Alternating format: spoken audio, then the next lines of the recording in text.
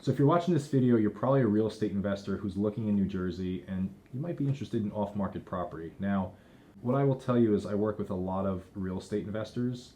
I market to a lot of real estate investors and I focus on a lot of real estate investing towns or cities in New Jersey. So what that means is I just kind of have a lot of momentum focusing on one niche type of asset, okay? And also just last year, I helped just one client acquire nearly $3 million of real estate all off market. And I'm gonna explain to you how I did that in this video and how I might be able to help you as well with off market deals. Now, what I will say is real estate investors love to, talk off market, like it's this great thing.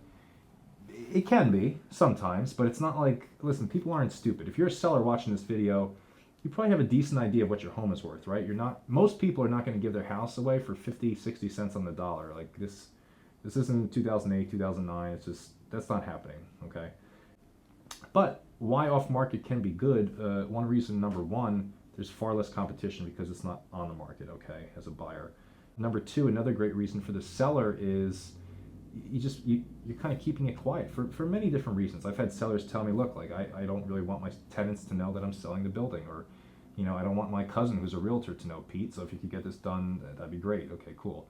Or I don't want my jealous family member to know that I'm selling. So there's a lot of different reasons people kind of keep it quiet. So off market doesn't necessarily mean you're getting a deal.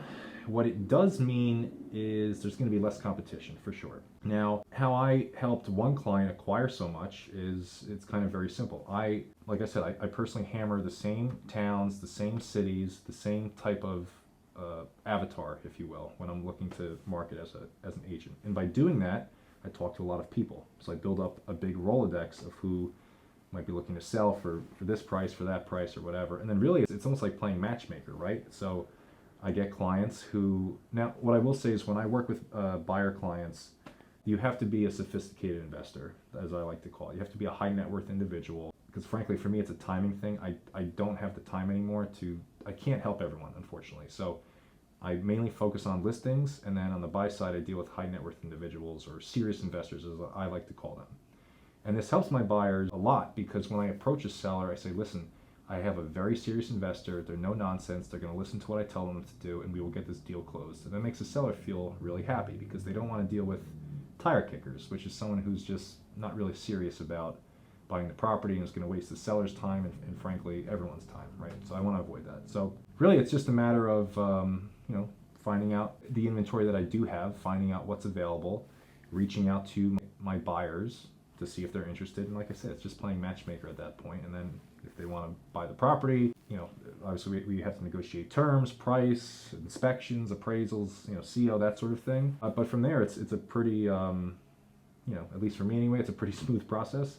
And that's how I find clients off market property. So I have found, I think I did 12 deals last year for different clients that were off market. And like I said, one of which they bought up to $3 million worth of off market property. They never had to deal with bidding wars. They didn't have to deal with, other offers.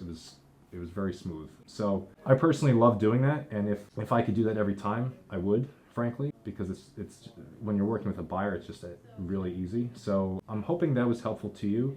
If it was, you could hit the like button, subscribe to the channel, and I'll continue to give you more real estate investing tips.